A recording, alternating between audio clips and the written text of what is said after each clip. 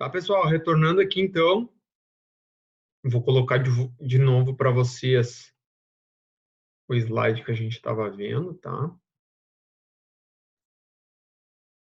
Então, para eu não ter, a gente estava dizendo aqui, ó, para eu não ter que calcular peça a peça a minha perda, a gente calcula uma perda média por unidade.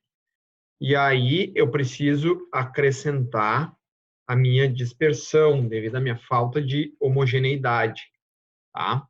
Então, a equação acima, ela deixa claro que as duas parcelas contribuem para a perda de qualidade. O desvio em relação à meta, que é a minha média menos a meta, e a minha variabilidade, que é o meu desvio padrão. Em geral, é muito mais fácil corrigir desvios das metas do que dispersão, tá? Então, um exemplo, tá? Aquele mesmo exemplo que a gente viu peça a peça, de uma peça que tem um comprimento de 20 mais ou menos 4, custo a zero de 32. Em um mês, fabrica-se 200 peças. Em um mês, fabrica-se 200 peças. O processo foi avaliado com relação a essa característica de qualidade, apresentou média 22 centímetros e desvio padrão igual a 1. Então, o que nós temos que fazer aqui, né? A gente primeiro calcula o K, da mesma maneira que nós calculamos antes aqui em cima, tá? Ó, o custo a zero dividido pelo meu delta, que é a distância do meu limite superior ou inferior em relação à meta, dividido por 2. Adriano, tem alguma questão? Só vazou aí o áudio. Se tem alguma questão, pode perguntar. Tá? Então, o K a gente calcula da mesma maneira, dividido pela meta, dá R$2. Tá? Então, a perda média aqui é a média das médias, tá? K vezes média das médias, 22, é a minha média do meu processo, média das médias ou média do processo, menos a meta ao quadrado, mais o desvio padrão ao quadrado. Cheguei numa perda de R$10 por peça. Ele está dizendo que num mês eu fabrico 200 peças, né? Então, num lote de 200 peças, a minha perda por não produzir todas as 200 peças exatamente em 20 centímetros é R$2.000 por mês. Tá, pessoal? Não sei se ficou alguma dúvida. Um outro exemplo aqui, tá? Se ficou alguma dúvida aqui, podem ficar à vontade aqui. Tá? Deixa eu fazer aqui um outro exemplinho para vocês. Para distribuição normal, né, senhor? Sempre para distribuição normal, né? Sim, Daniel, tudo que a gente tá... Boa pergunta, tá? Tudo que a gente está falando aqui, a gente supõe que um processo industrial, ele segue uma distribuição normal, tá? Digamos aqui, ó, se o processo não seguisse essa distribuição normal, não seria... A gente ia conseguir fazer essa perda média, tá? Isso aqui não tem distinção. Porém, a gente sempre assume que um processo industrial maduro, já de longo prazo, ele segue uma distribuição normal, tá? Mas a pergunta é boa. E aqui um exemplinho de aplicação. Olha, tia, onde é que eu aplico isso? Para que me serve eu saber se a minha perda foi, por exemplo, aqui, R$2.000 por mês, tá? Sei que é 2.000 e daí eu não consigo produzir todas as 200 peças exatamente igual a 20. Eu não consigo, essa variação é uma variação natural do meu processo. o processo é estável, mesmo sendo estável, essa variação natural me custa 2.000, tá? Mas para que me serve isso, esse tipo de informação? E a gente vai ver um exemplo para que serve, ó. Se o processo fosse centralizado, qual seria o ganho ou a redução da perda? Se um investimento para eu centralizar o processo, o que ele quer dizer se o processo fosse centralizado? Se a minha média fosse igual à meta, tá? Aqui, ó. Se eu passasse dessa situação para essa situação, a média 22 é atual, se eu passasse para 20, tá? Se para eu conseguir fazer isso aqui, eu tivesse que gastar R$8.000, quantos meses retornaria o meu investimento? Retorno sobre investimento. Então, a gente já viu, né, que para um lote de 200 peças por mês eu gasto R$2.000. E para essa situação aqui, esse termo seria zero. Em vez de R$10 por peça, seria só a minha variabilidade, R$2 por peça. E para um lote de 200, seria R$400 por mês, ou seja, de 200 para 400. Eu teria um ganho de R$1.600 por mês. Logo, se eu investir esses 8.000 aqui, eu demoro 5 meses para retornar esse investimento. Então, a função perda quadrática, ela nos ajuda a tomar esse tipo de decisão. Invisto ou não invisto? Vale a pena botar esses 8.000 ou não vale? Em quanto tempo eu recupero isso aqui?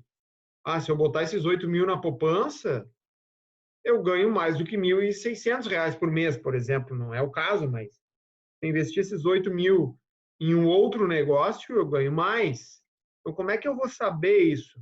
Através dessa função perda quadrática. Tá, pessoal? Aqui tem as outras características de qualidade, maior é menor, menor é melhor. Então, as aplicações é isso, ó, comparação antes e depois de uma melhoria, que é o que a gente fez aqui, ó. Antes da melhoria, eu tinha esse custo, depois da melhoria, eu tenho esse custo, tá? Função perda pode ser usada para monitorar melhorias no processo. É um índice mais consistente do que os índices usuais de capacidade CP e CPK. Isso é assim porque a função considera tanto a perda devido à dispersão quanto a perda com relação à média. Os índices usuais de capacidade não consideram o desvio da média. Tá? Muitas vezes é difícil computar o verdadeiro valor de K, mas os efeitos são comutativos. Tá? K antes e K depois, então fazer uma comparação do K antes e do K depois da modificação. Uma redução de 10% no valor de L, que é a perda, implica numa redução de 10% nos custos da má qualidade. Tá? Que é o que a gente fez lá antes. Basicamente, é a comparação de um processo antes e um processo depois. Tá? Comparação de dois processos distintos de um mesmo produto. Às vezes eu tenho duas rotas de produção. Numa rota eu consigo produzir mais perto da meta, porém com uma variação maior. Na outra rota eu produzo mais longe da meta com uma variação menor. Tá?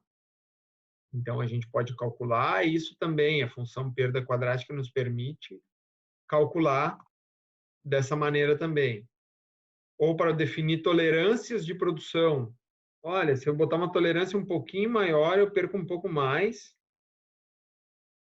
mas consigo ganhar tal coisa. Ou, não, eu posso perder um pouco mais, vou perder um pouco mais no meu L, na minha função perda quadrática, porém vou ter menos geração de refúgio. Tá? Então, a função perda nos permite esse tipo de comparação. Tá? Então, pessoal, para finalizar a aula de hoje, eu gostaria de voltar aqui na nossa lista de exercício e mostrar para vocês um exemplinho. Tá? Vamos, por exemplo, ver esse exercício aqui que a gente fez do aquecedor, 400 mais ou menos 20 ohms. Tá? A gente já fez isso aqui no início da aula. Se eu soubesse que o custo A0 de cada peça é R$200, Qual a minha perda financeira L? Tá? Apresente os cálculos. Então, como é que a gente faz isso? A gente teria que vir aqui. Deixa eu pegar onde é que está o Excel, só um pouquinho, e mostrar para vocês. A gente já tinha calculado diversas coisas aqui desse exercício, né? Então, ó. Então, a gente já tinha calculado a média das médias, média das amplitudes.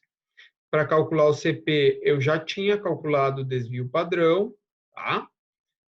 Então, para eu calcular o meu L, primeiro eu tenho que calcular o K. Como é que eu calculo o K?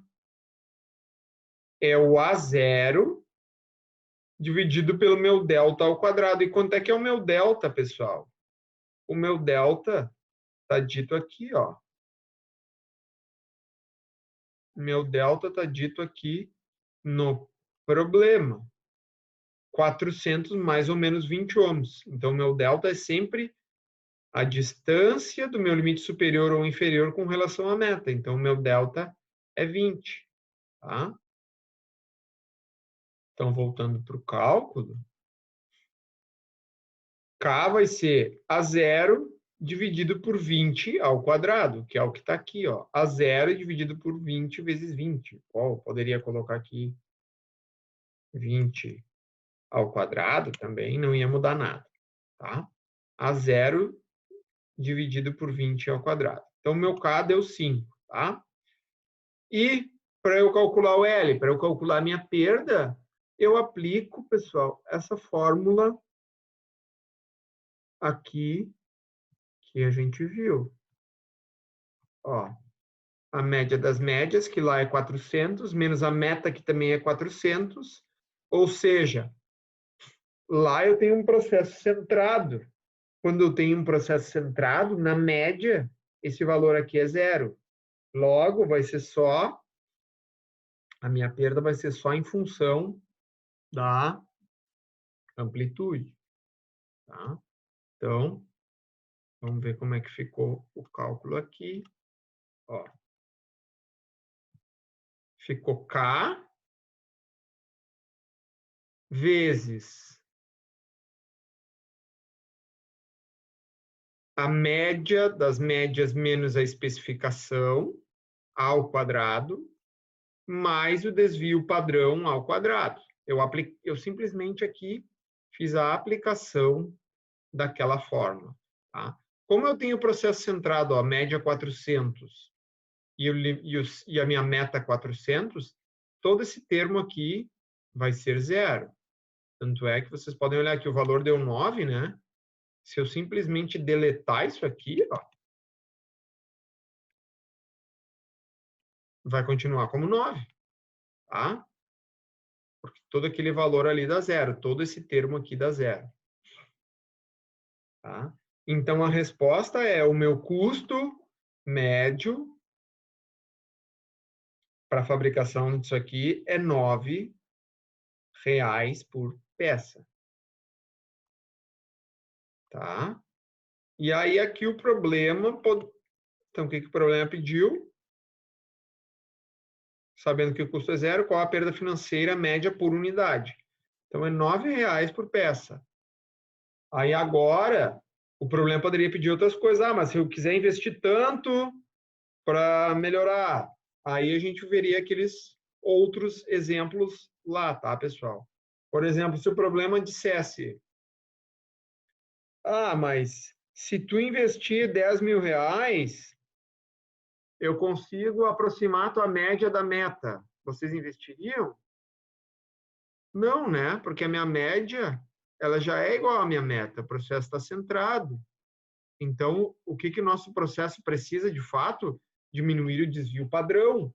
Ele já é um processo bem centralizado.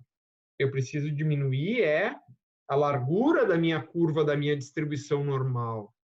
Eu não preciso centralizar a minha curva tem uma largura e está centralizada. O que eu tenho é que estreitar essa curva. Tá? Então, nesse processo aqui, esses R$ 9,00 são em função da minha variabilidade, não da minha distância com relação à meta, tá? Porque aqui estão todas as peças, não, mas na média o meu processo está bem centralizado. Pessoal, então agradeço aí a presença de vocês, tá? Vou colocar esses vídeos lá no YouTube. Espero que vocês olhem e se ficarem com dúvida, escrevam lá no meu e-mail. Tá, pessoal? Valeu.